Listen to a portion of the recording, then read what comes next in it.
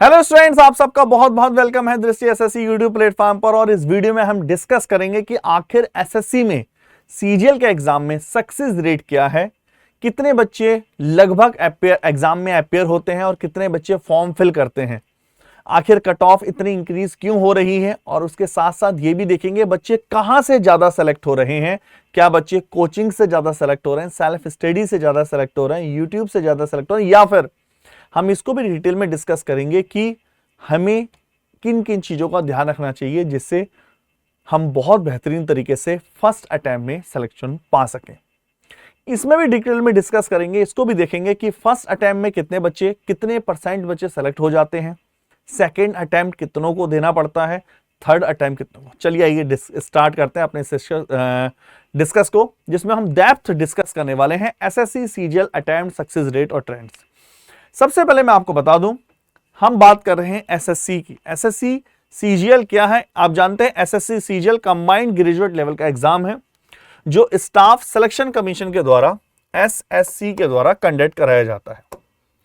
ठीक है ना, ये नेशनल लेवल का एग्जाम होता है, नेशनल लेवल का एग्जाम है जो ग्रुप बी और ग्रुप सी, जो सेंट्रल गवर्नमेंट की ग्रुप बी और ग्रुप सी की पोस्ट है उनके लिए कराया जाता है।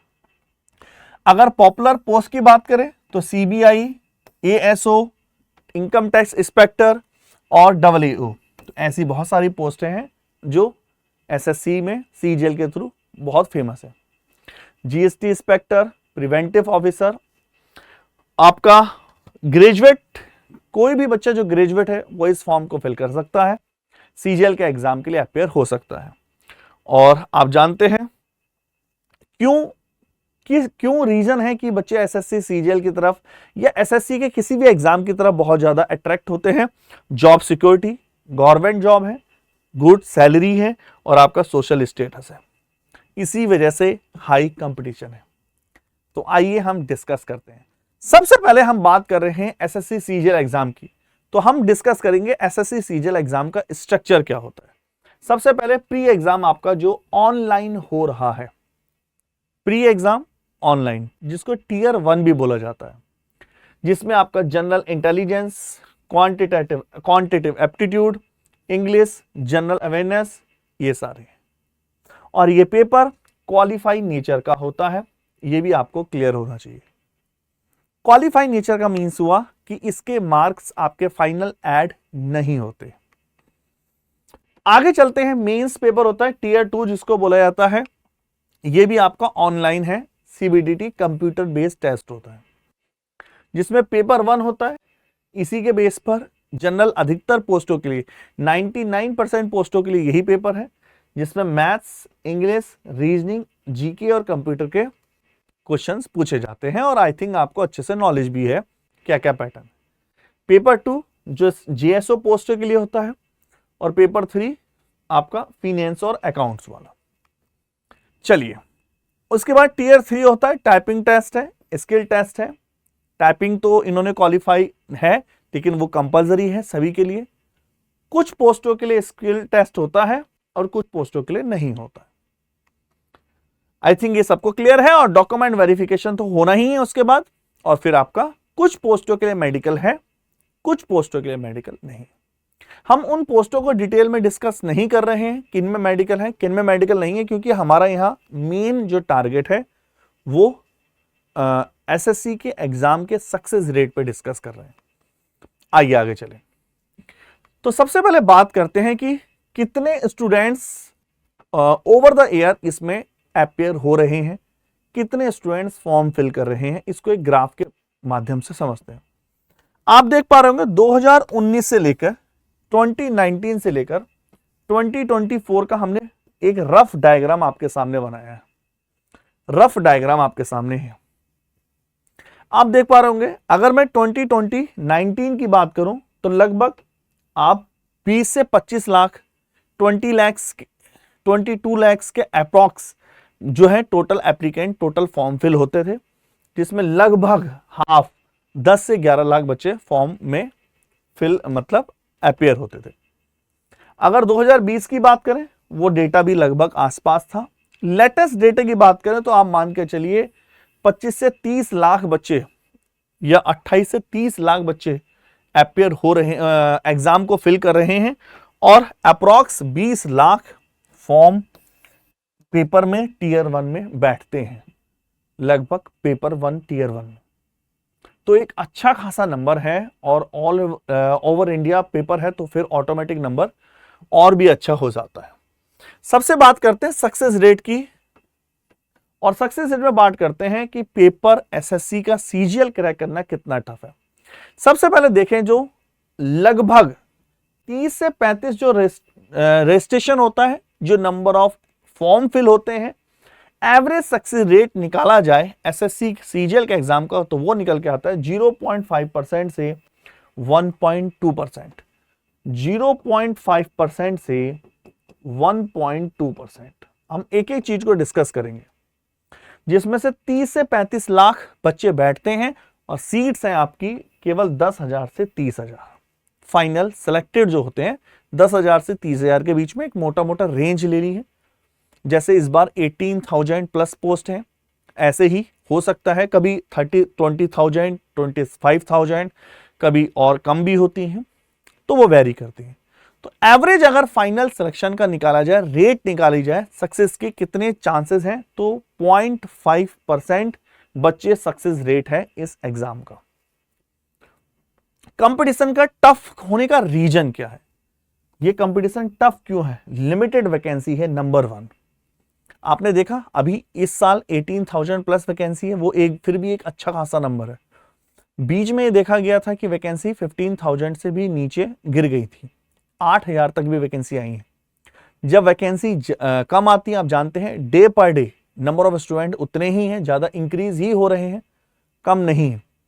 तो सबसे बड़ा रीजन है लिमिटेड वैकेंसी, कंपटीशन हाई होने का, रेट सक्सेस रेट कम होने का।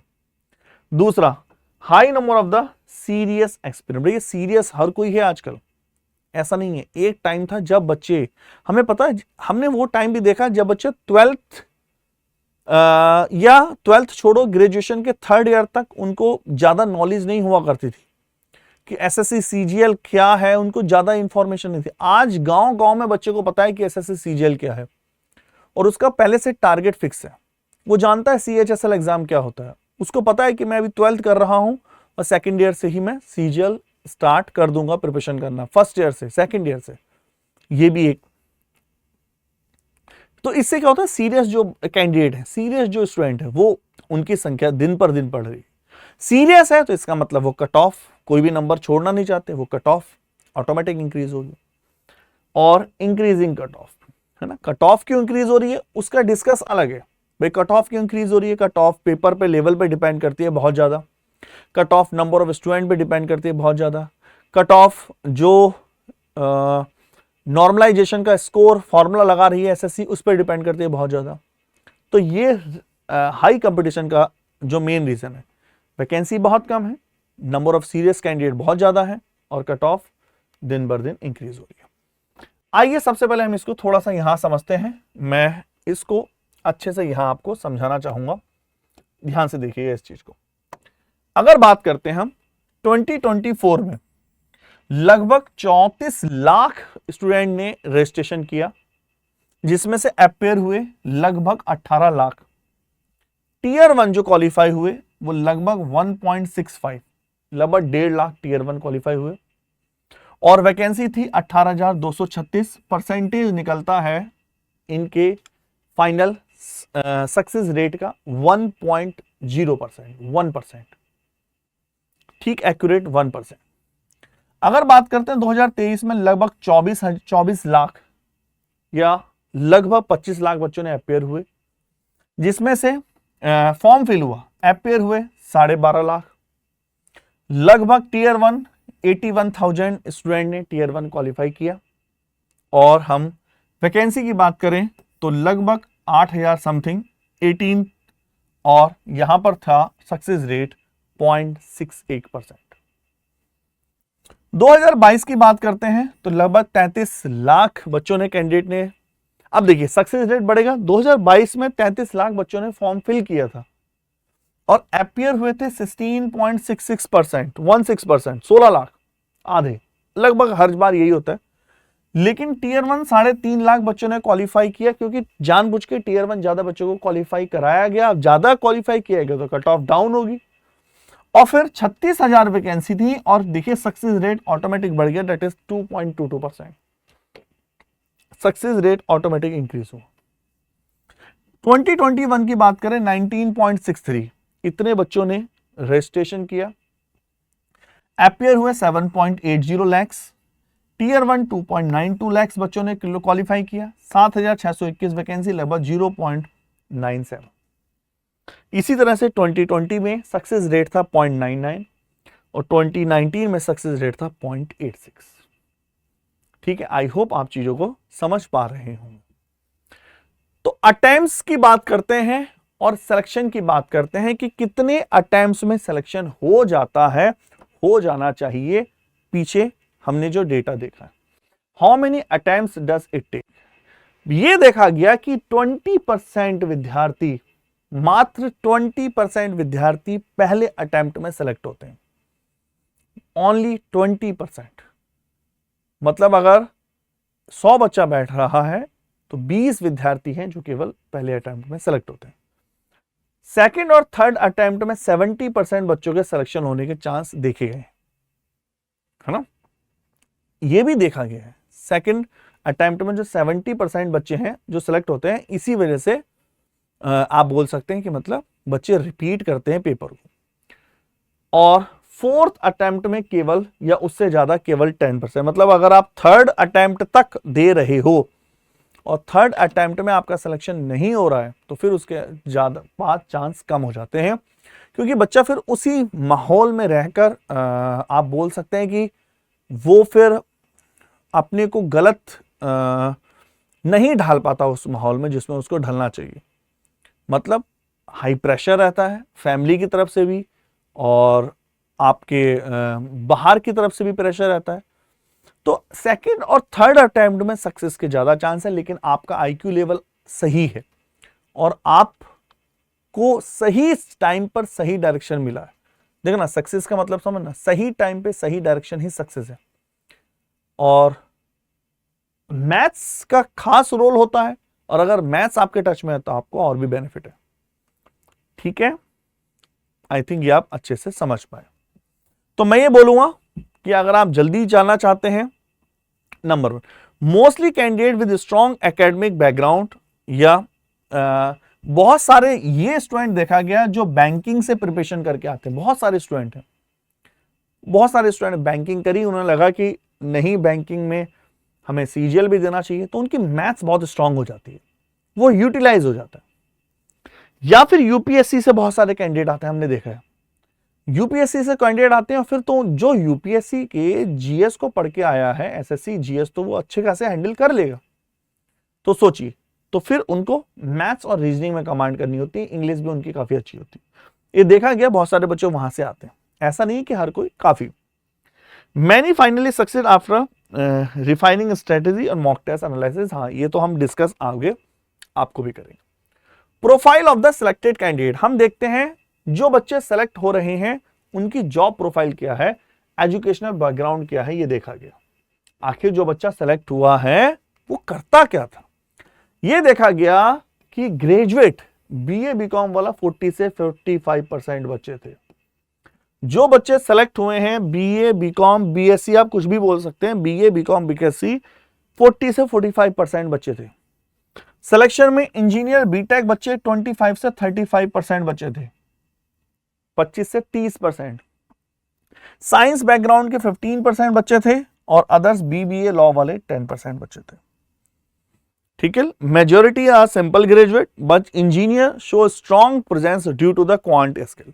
तो मेजॉरिटी किसकी है, जो सिंपल ग्रेजुएट हैं उनकी एक्चुअल में मेजॉरिटी रही है यहां पर। लेकिन जो बीटेक वाले हैं उनकी प्रेजेंस बहुत अच्छी रही है, मतलब उनका फाइनली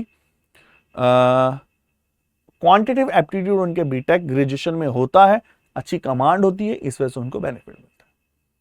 अब बात क्या आती है कि बच्चे कोचिंग वाले ज्यादा सेलेक्ट हो रहे हैं या सेल्फ स्टडी वाले ज्यादा सेलेक्ट हो रहे हैं, इसको थोड़ा सा डिस्कस करते हैं। देखो, ये वेरी करता है, कुछ कहा नहीं जा सकता, आप ये ना सोचें, ये तो सब चीजें वेरी करती हैं। तो मैं एक बार आपको फिर भी दिखा दूं। नंबर 1 सबसे पहले हम बात करते हैं सेल्फ स्टडी में 20%। ये देखो सेल्फ स्टडी का मतलब क्या हुआ, मैं इसको एक बार समझा दूं, आप इसको गलत पॉइंट ऑफ व्यू से ना लें। हमारा मतलब ये नहीं है कि आप सेल्फ स्टडी करें ना। सेल्फ स्टडी का मतलब है, अगर मैं आपको गारंटी देता हूं एक बच्चा बीटेक करके आया, भले ही वो बीटेक करके आया, आप उसे एसएससी के अलजेब्रा के क्वेश्चन पूछिए, वो बना भी सकता है नहीं भी, लेकिन उसको नहीं पता चल पाएगा कि मुझे किस डायरेक्शन में कितना कौन से क्वेश्चन पढ़ने हैं, क्योंकि एसएससी टॉपिक लिखती है कोई भी, डिफाइन अंदर कुछ नहीं करती। तो इसी वजह से आप खाली सेल्फ स्टडी से सक्सेस होने के चांसेस कम है।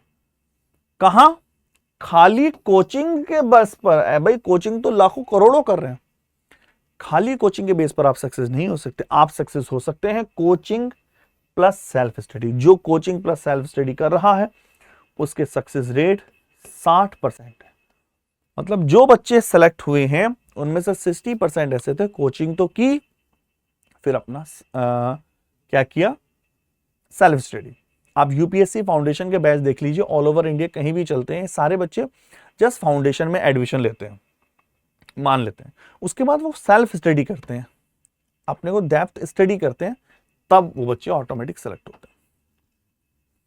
हम बात करते हैं इस पॉइंट पर, how many attempts do toppers take. Toppers को कितने अटेम्प्ट चाहिए, टॉपर्स कितने अटेम्प्ट लेते हैं, इस पर डिस्कस कर लेते हैं। Many toppers clear SSC CGL attempt in first और सेकंड अटेम्प्ट। फोकस प्रिपरेशन है, स्ट्रॉन्ग बेसिक्स अगर स्ट्रॉन्ग है तो बहुत सारे स्टूडेंट ऐसे हैं जिनका बेसिक्स बहुत बेहतरीन तरीके से है, उनका फोकस बहुत अच्छे से है, क्वांटिटेटिव एप्टीट्यूड क्वांट उन्होंने पढ़ा है, इंग्लिश वो जनरल न्यूज़पेपर स्टडी में पढ़ते हैं या उनको हैबिट है, नहीं है तो धीरे धीरे उनको इंग्लिश इंप्रूव हुआ है। तो ऐसे बच्चों के फर्स्ट और सेकंड अटेम्प्ट में भी चांसेस हैं। सम सक्सीड आफ्टर थर्ड या after fourth attempt showing the value of the.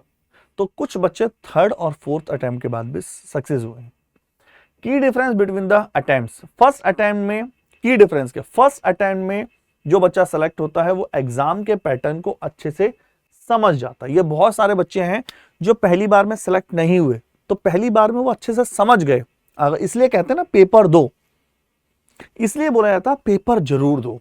Paper देने से क्या होता है, आपको पता चलता है एक्चुअल में, भले ही वो मॉक टेस्ट आपके पास है लेकिन पेपर देने से नॉलेज होती है।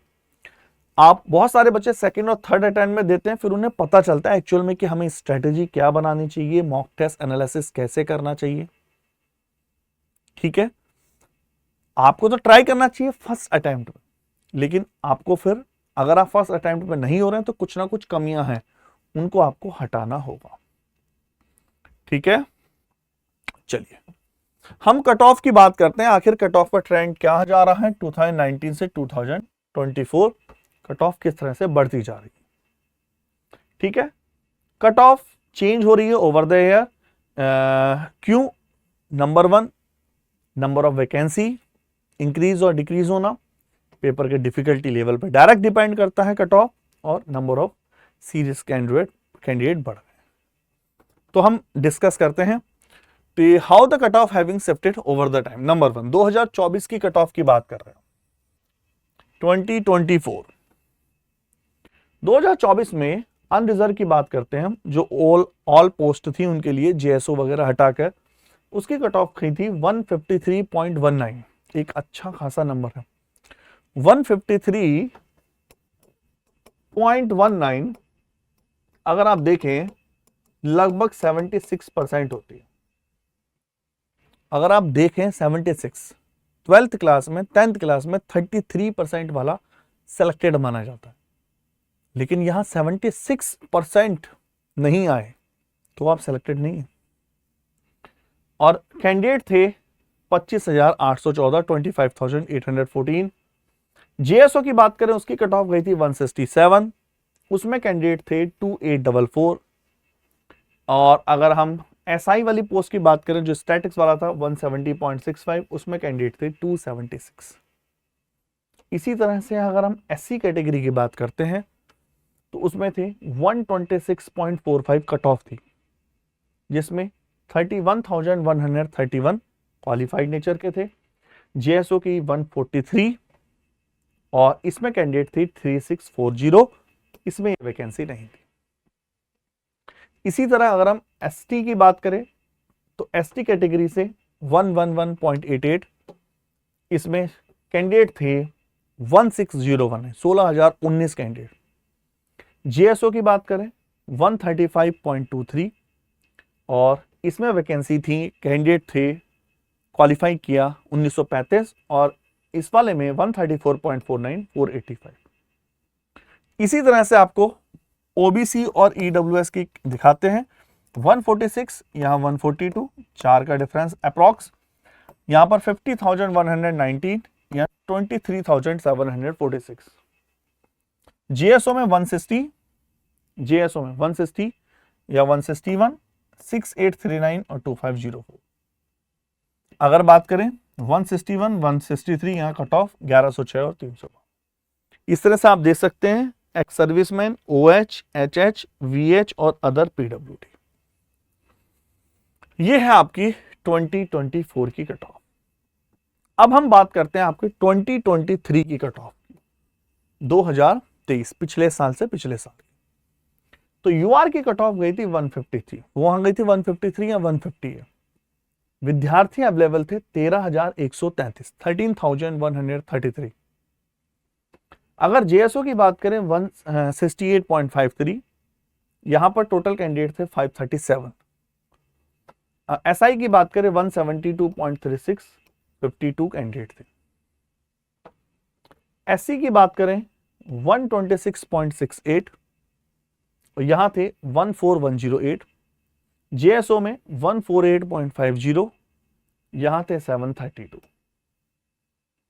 इसी तरह एसटी की बात करें, एसटी कैटेगरी की, इसकी कट ऑफ 118 अप्रॉक्स, यहां 6152।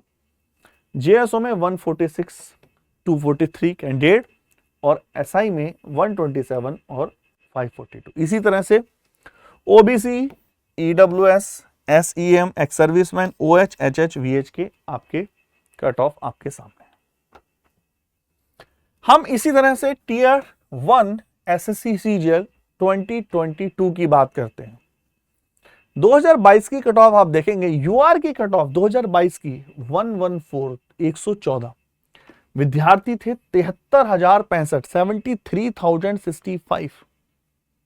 वैकेंसी ज्यादा थी इसमें। एससी में 89, एसटी में 77, यहां पर 70,000 कैंडिडेट या 35,000। ओबीसी में 114, इसी तरह से ex serviceman, OH, HH, VH. JSO की बात कर लेते हैं 150, 150.32 और इस तरह से। अगर हम और आगे चलें और बात करते हैं एसएससी टीयर 2 की कट ऑफ, टीयर 2 जो फाइनल जिसके बेस पर मेरिट रेडी होती है, टीयर 2 की कट ऑफ।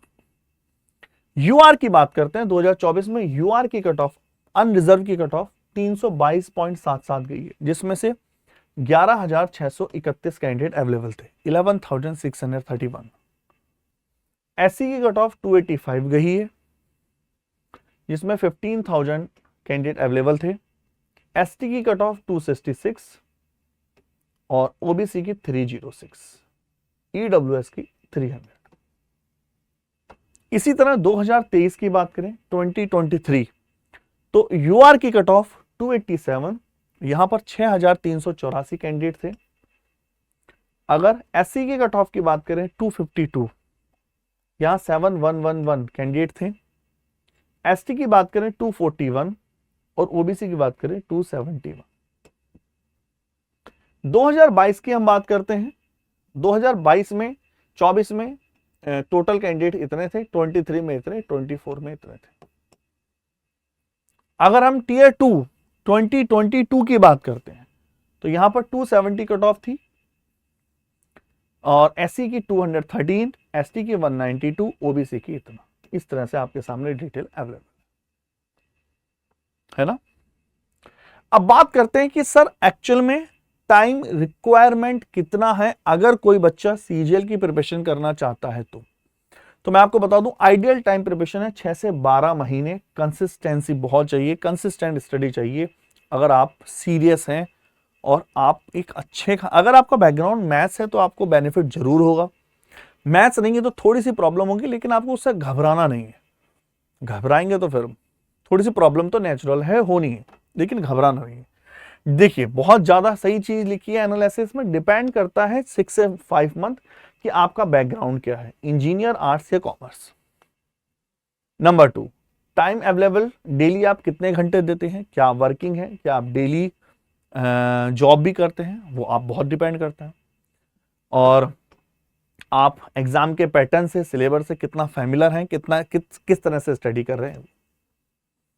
कॉमन स्ट्रेटेजी की बात करें कि आपको 3 से 4 घंटे पर डे पढ़ना पड़ेगा। 3 से 4 घंटे तो देखो कहना है आपको, थोड़ा सा और 8 से 10 घंटे मान के चलिए। मॉक टेस्ट लगाने पड़ेंगे, पीवाईक्यू आप लगाते हैं, और गेम चेंजेस है ये। मॉक टेस्ट और पीवाईक्यू ही गेम चेंजेस है। हर कोई भी हो, टॉपर हो, कोई हो, इनके बिना क्वालिफाई नहीं करता है। शॉर्ट रिवीजन साइकिल हर 3 महीने, ठीक है ना। 3 मंथ्स में रिवीजन करो, फिर 6 मंथ में रिवीजन करो, फिर 9 मंथ में रिवीजन करो, फिर अपना साल के लास्ट में रिवीजन करो। तो सबसे पहले देखते हैं कि रीजन क्या है, इतने कम बच्चों के सिलेक्शन का रीजन क्या है। नंबर 1, कुछ बच्चे सक्सेस रेट या वैकेंसी भले ही कम हो, उसके बावजूद सिलेक्शन का रीजन क्या है। Number 1, lack of strategy. ये बहुत ज्यादा देखा गया, बच्चों में अपनी एक एक्चुअल प्लानिंग नहीं है। अगर आप में ये कमियां हैं तो इसको सुधारिए। आपके पास प्रॉपर प्लानिंग होनी चाहिए कि कब मैं अपना सिलेबस खत्म कर दूंगा, कब तक मैं इस बुक के पीवाईक्यू सारे चैप्टर लगा लेंगे, कब से मैं मॉक टेस्ट देना स्टार्ट करूंगा, कितने पीवाईक्यू हैं, कितने क्वेश्चन हैं, आप कितने लगा चुके हो, कितने लगाने हैं, कब तक आप दूसरी, पूरे साल की आपके पास मोटी मोटी प्लानिंग होनी चाहिए। प्लानिंग नहीं है। सबसे बड़ा रीजन है सक्सेसफुल ना होने का, पुअर टाइम मैनेजमेंट। बच्चे अभी भी हमें मैसेज करते हैं कि सर हम मैनेज नहीं कर पा रहे हैं। देखो, आप कहीं भी जाइए, 3-3, 4-4 क्लासेस तो नॉर्मल है, कई जगह तो 8-8, 9-9 घंटे क्लासेस चलती, तो ये तो भैया आपको मैनेज करना पड़ेगा। आपने यूपीएससी वालों से पूछिए, यूपीएससी वालों की 8-8, 10-10 घंटे क्लासेस चलती है। कंपटीशन तो हाई है ही, इसमें कोई सोचने वाली बात नहीं है। वैकेंसी डिपेंड करता है, वैकेंसी और डिमांड मिसमैच है। डिमांड बहुत ज्यादा है, हर कोई गवर्नमेंट जॉब चाहता है, लेकिन वैकेंसी नहीं है। और स्टडी टूल्स को जो है कुछ बच्चे इग्नोर कर देते हैं, जो स्मार्ट स्टडी टूल है। पीवाईक्यू हुआ, मॉक टेस्ट एनालिसिस हुआ, टॉपिक वाइज असेसमेंट। तो और इसी के साथ साथ आप जैसे बहुत सारे बच्चे हैं जिनको मैथ्स के सॉल्यूशन में प्रॉब्लम आती है, आप चैट जीपीटी वगैरह का हेल्प लीजिए। आजकल चैट जीपीटी वगैरह बहुत बेनिफिट है। आपको पूरा सॉल्यूशन नहीं देगा, लेकिन उसका आंसर दे देता है। या गूगल में अगर आप डालते हैं तो वो उसका सॉल्यूशन नहीं देगा एक्यूरेट, लेकिन आपको बहुत हेल्प मिल जाती है। तो इन सब चीजों का स्मार्ट वे का यूज करना होगा। अगर आपको role of typing CPT in final selection के लिए रोल क्या है, या फिर बुक और रिसोर्सेस एनसीईआरटी को रखिए, और पीवाईक्यू को लगानी है, मॉक टेस्ट लगानी है। और आपको बता दूं, कंप्यूटर जो प्रोफेंसी टेस्ट है वो कुछ पोस्टों के लिए है, कुछ के लिए नहीं है ना, तो वो तो आपको करना ही है, और तभी आप अच्छे से कर पाएंगे। ठीक है, चलिए अब बात करते हैं हमारी अप्रोच क्या होनी चाहिए, किसी टॉपर की अप्रोच क्या होनी चाहिए। तो किसी टॉपर की अप्रोच होनी चाहिए, एनसीईआरटी को फॉलो करो, पीवाईक्यू फॉलो करो, मॉक टेस्ट लगाओ। ज्यादा किताबों के पीछे मत भागो, ये हमेशा याद रखो। मैं हमेशा कहता हूं, एक किताब पढ़िए 10 बार, ना कि 10 किताबें खरीदो पढ़ो एक बार। Point number 1। पॉइंट नंबर 2, आपको 10-10-100 रूल फॉलो करना पड़ेगा। अगर आप इसको 200 बना लेते हैं तो सोने पे सुहागा। कहने का मतलब आप ये हर जगह अप्लाई करिए। आपको कम से कम 10 बार क्लास के नोट्स, जिस क्लास में जो भी पढ़ाया जा रहा है वो 10 बार रिवाइज करिए। कुछ बच्चे सोचते हैं कि एक बार रिवीजन करने से हो जाएगा, बिल्कुल नहीं होगा। एक बार से तो आपको क्लियर समझ में आएगा कि पढ़ना क्या है और पढ़ना क्या नहीं है।